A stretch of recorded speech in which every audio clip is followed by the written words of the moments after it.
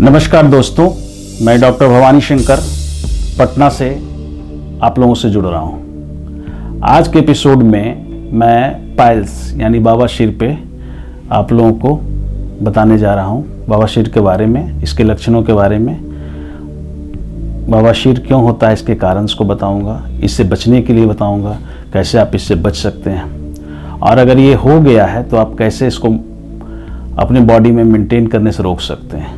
आपके जो कॉजेज हैं, एंडोजेनिक हो, एक्सोजेनिक हो, मेंटेनिंग कॉज हों, उन कॉजेज पे मैं प्रकाश डालूंगा। आप उनको अवॉइड करेंगे और मेरी बताई हुई दवाएं लेंगे और पाइल्स से पूर्णतः मुक्त होने की कोशिश करेंगे। पाइल्स के होने का मुख्य वजह कॉन्स्टिपेशन माना गया है।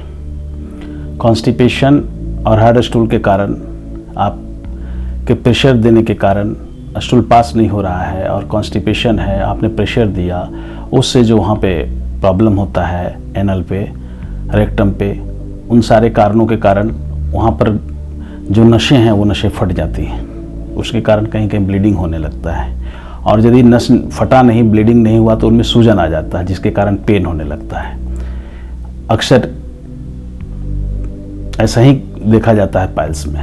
पाइल्स होने का मुख्य वजह कॉन्स्टिपेशन है, और दूसरा वजह है कि कभी कभी आप देखेंगे प्रेगनेंसी पीरियड में भी महिलाओं को पाइल्स देखा गया है ड्यू टू अचानक वजन बढ़ने से, पाचन तंत्र पे अचानक लोड आने से, उस केस में भी पाइल्स हो जाता है।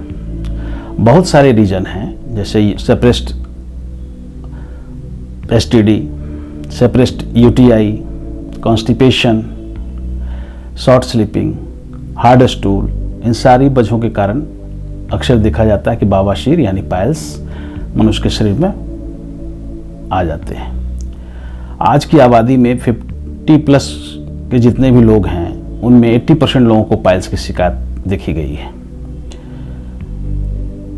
ओल्ड एज में इसका शिकायत ज़्यादा देखने को मिलता है कि ओल्ड एज में किसी न किसी वजह से, एलोपैथिक ड्रग लेने से या कॉन्स्टिपेशन रहने से स्टूल ड्राई होने लगता है, और जिसकी वजह से ज़्यादातर पाइल्स उसी एज ग्रुप में कॉमनली देखा जाता है। अब मैं इनके विस्तार पे नहीं जाऊंगा, मैं अपनी कुछ ऐसी दवाएं आपके साथ साझा करूंगा जिनके कारण मैंने बहुत सारे पेशेंट को अपने यहाँ अपने क्लिनिक में ठीक किया है। मैं उन दवाओं को बारी बारी से आपको बताऊंगा। और दो तरह के पाइल्स देखे जाते हैं, एक फिजिकल पाइल्स, शरीर में होने वाले गड़बड़ियों के कारण होने वाला पाइल्स, और दूसरा पैथोलॉजिकल पाइल्स। पैथोलॉजिकल पाइल्स क्या है कि होने वाले बैक्टीरियल इन्फेक्शन की वजह से जो पाइल्स दिखने को मिलता है, जिनके कारण पेन होने लगता है और पाइल्स के रूप में वो दिखाई देते हैं, उनको पैथोलॉजिकल पाइल्स कहते हैं। लेकिन मैं आपको समझाने के लिए पाइल्स को 5 वर्गों में विभक्त किया हूँ। 5 खंडों में मैं इन पर प्रकाश डालूंगा, और हर खंड में पहले खंड की दवाएं समाहित रहेंगी। यानी मैं जो 4 दवाएं आपको बताने जा रहा हूं, सर्वप्रथम ये हर तरह की पाइल्स में कारगर हैं, और इनके साथ आप दवाई जोड़ेंगे जो मैं बताने जा रहा हूं।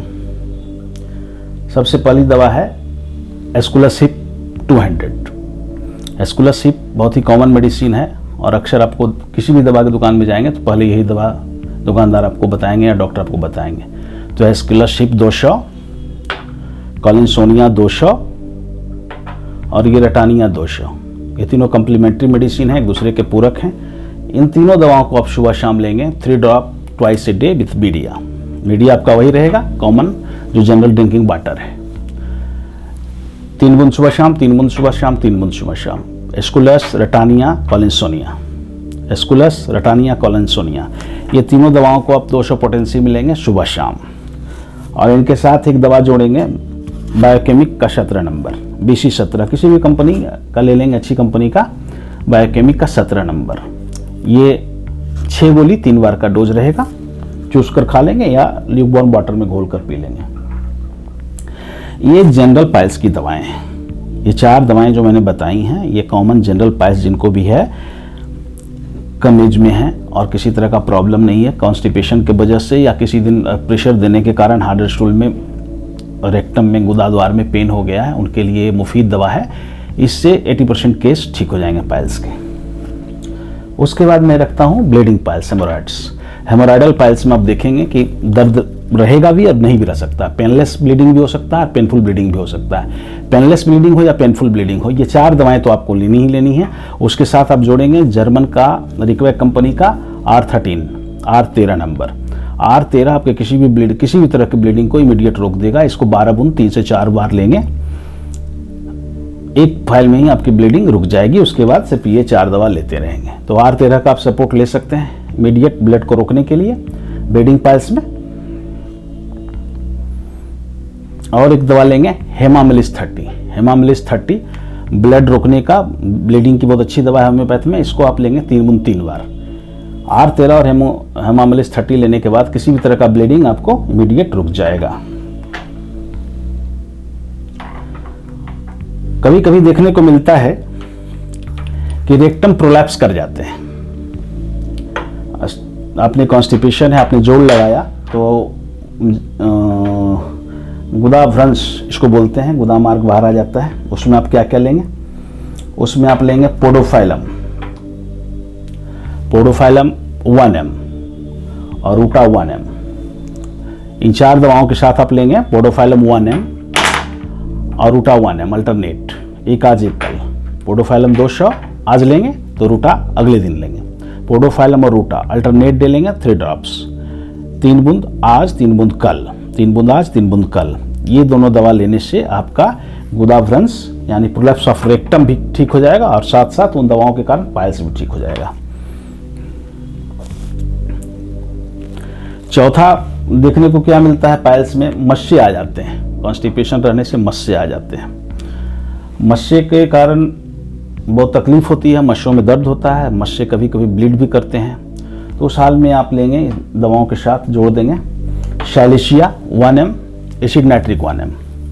पहली 4 दवाएं तो रहेंगी ही, एस्कुलस 200, कॉलिन्सोनिया 200, रटानिया 200 और BC 17। उसमें क्या जोड़ना है, यदि आपके मस्से वहाँ पे हो गए हैं, एसिड नाइट्रिक और थूजा। एसिड नाइट्रिक और थूजा 1 m में उसी तरह से लेंगे अल्टरनेट, एक आज एक कल, एक आज एक कल। ठीक है।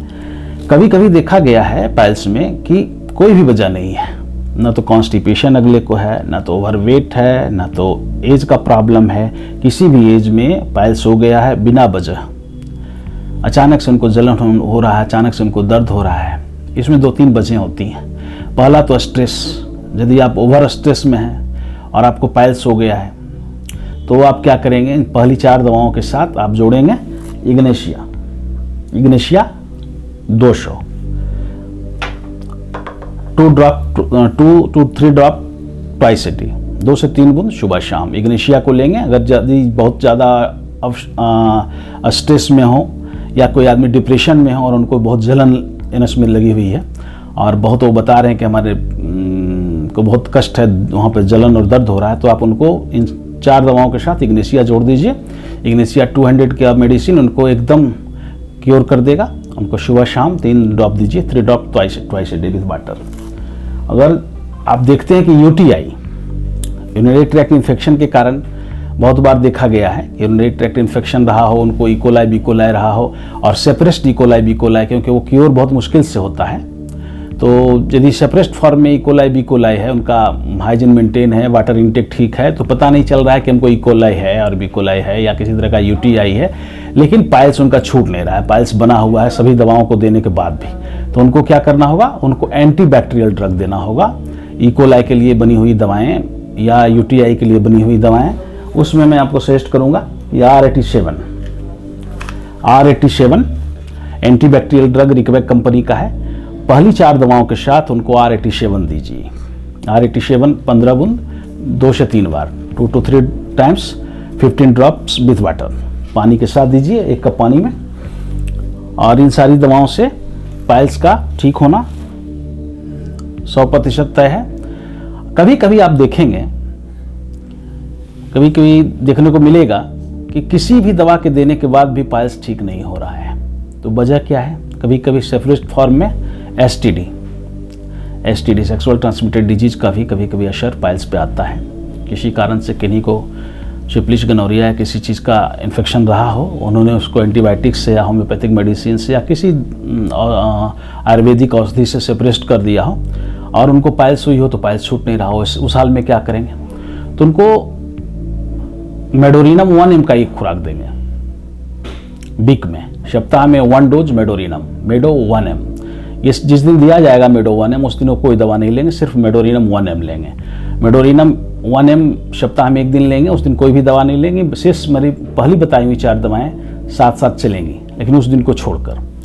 और फिर एक दिन वो वीक में थूजा लेंगे, मान सोमवार को नम लिए तो शुक्रवार को थूजा लेंगे 1 mg में, और इन दोनों दिन बाकी शेष दवाएं बंद रहेंगी।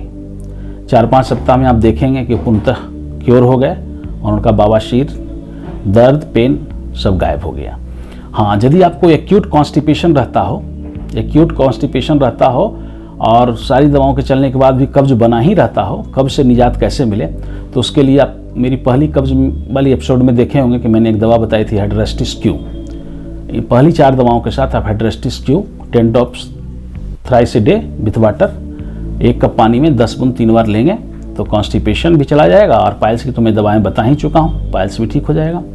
ठीक है दोस्तों, इसी तरह से आप बने रहिए। मैं अपने एपिसोड में कोशिश करूंगा कि इनबॉक्स में जितने प्रश्नों को आपने रखा है उसका समुचित उत्तर दूं। धन्यवाद।